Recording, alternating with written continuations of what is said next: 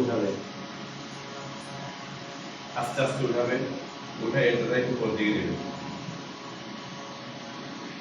নামাবে আস্তে আস্তে, নামাবে আবার আবার নিচে আনবে, এই সোজা, ঠিক আছে? নিচে লাগাই নাই, পা সোজা আছে, 1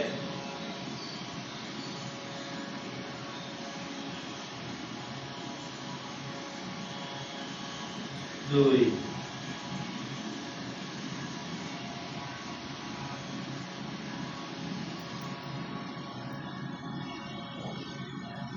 3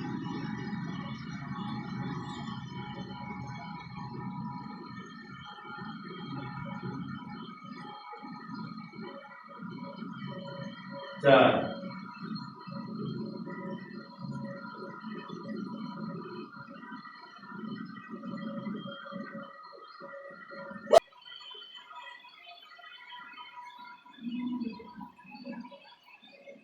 1 2 3 4 5 6 7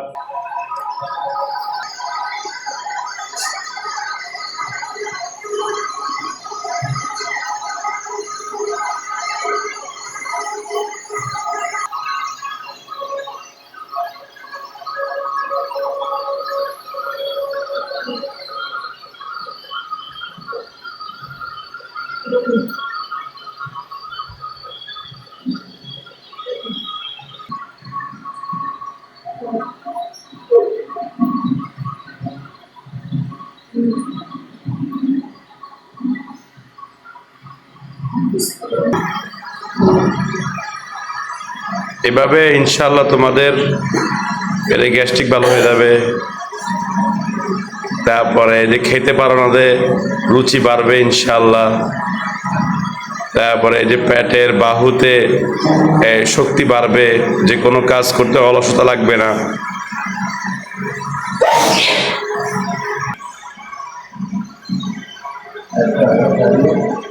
ওয়াহিদ, ইসনানে, সালাসা, গনে গনে 9 বার করে।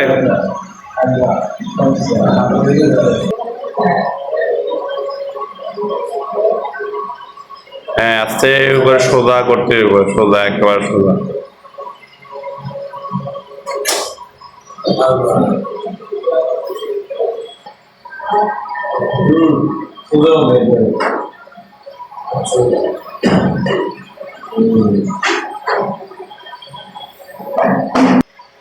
যে খাওয়ার সময় খেতে পারো না, এই রুচি বেড়ে যাবে ইনশাআল্লাহ।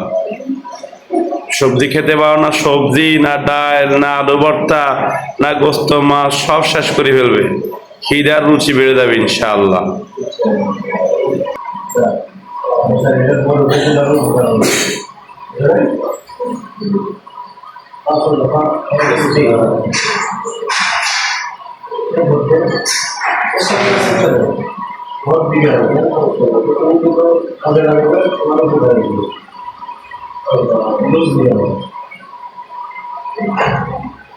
ثلاثة 4 5 6 7 8 9 10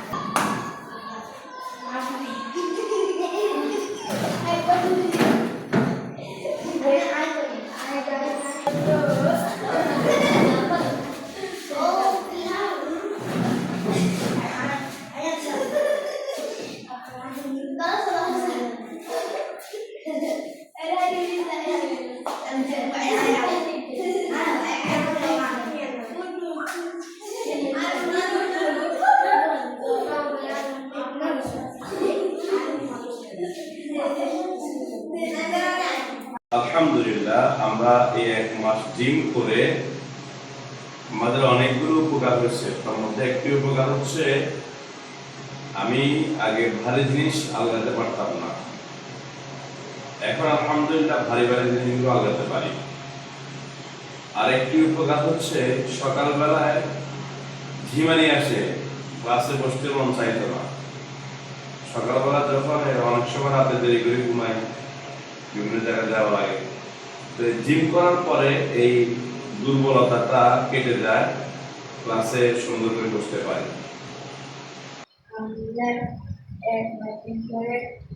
আমার অনেক কাছে ছিল, ভালো হয়েছে এবং আগে ভালো করে খেতে পারতাম না, এখন বেশি করে খেতে পারি।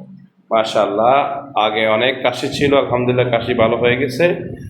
আর আগে রুচি কম ছিল, খাওয়া দাওয়া কম করতে পারতো, এখন আলহামদুলিল্লাহ খাওয়া দাওয়া ঠিক মতো করতে পারে। আলহামদুলিল্লাহ আমার 1 মাস অনেক পরিশ্রম করে আমার হাতে ভালো হয়েছে, আর আমার অনেক সর্দি ছিল, ওটা ভালো হয়েছে। হাতে ব্যথা ছিল, জিম করার কারণে ব্যথা ভালো হয়ে গেছে। আর হচ্ছে ও সর্দি লেগেই থাকতো, তো সর্দি আলহামদুলিল্লাহ জিম করাতে সর্দিও ভালো হয়ে গেছে আলহামদুলিল্লাহ।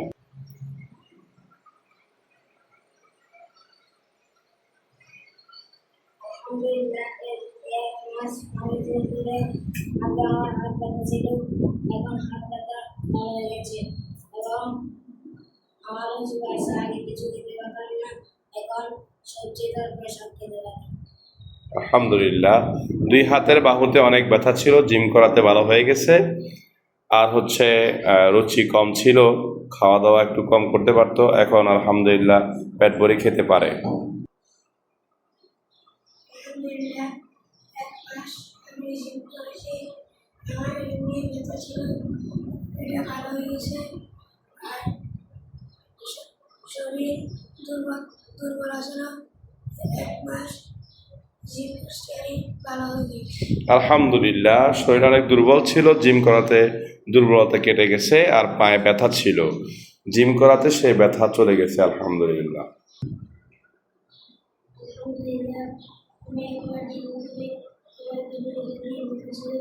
খুব ভালো হয়ে গেছে, আর পেটে শক্ত হয়েছে। আলহামদুলিল্লাহ 1 মাস জিম করাতে তার ঘাড়ে অনেক ব্যথা ছিল, সেই ব্যথাগুলো আলহামদুলিল্লাহ ভালো হয়ে গেছে। আর তার এই পেটটা মোটামুটি আগের চেয়ে অনেক শক্ত হয়েছে। আমি একবার জিম করে আমার ঘাড়ে ব্যথা ছিল, পেটে ব্যথা ভালো হয়েছে, আর আমার ঘুরে আসলো আলহামদুলিল্লাহ 1 মাস জিম করাতে তার পেটে ব্যথা লেগেই থাকতো, অর্থাৎ খাওয়া দাওয়া রুচি ছিল, এবং খাওয়া দাওয়া ঠিক হয়ে যাওয়াতে পেট ব্যথা চলে গেছে। আর তার ভিটামিন বি তে সমস্যা ছিল, অর্থাৎ খাওয়া দাওয়া না করাতে ভালো করে ভিটামিন বির কারণে তার মুখের ঘা হতো, তো জিম করাতে ঘা ভালো হয়ে গেছে।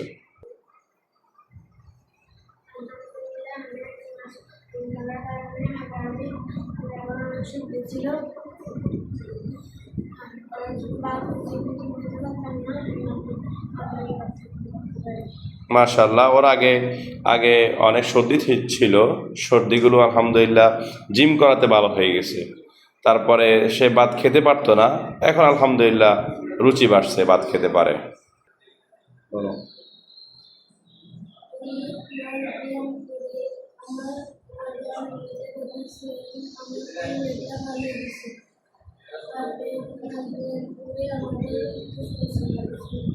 আলহামদুলিল্লাহ, ও পায়ে ব্যথা ছিল, তো জিম করাতে নিয়মিত ব্যথা, পায়ের ব্যথাগুলো চলে গেছে। আরও তার নানাবিধ সমস্যা ছিল, আলহামদুলিল্লাহ সেগুলো ভালো হয়ে গেছে। আর জিম করাতে একটা কি বলছো, ওর রোগ বালাই অনেক ছিল, এগুলো আলহামদুলিল্লাহ ভালো হয়ে গেছে, রক্ত চলাচল বাড়ছে।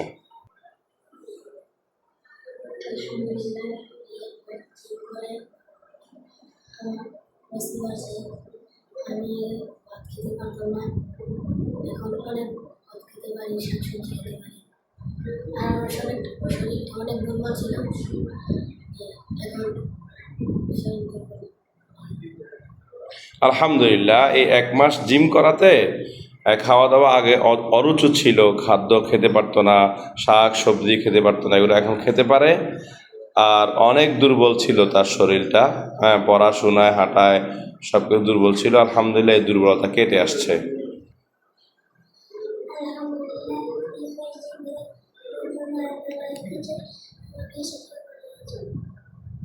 আলহামদুলিল্লাহ 2 হাতে ব্যথা ছিল, তো জিম করাতে নিয়মিত হাতের ব্যথাগুলো চলে গেছে, হাতের মাসেল ঠিক হয়ে গেছে।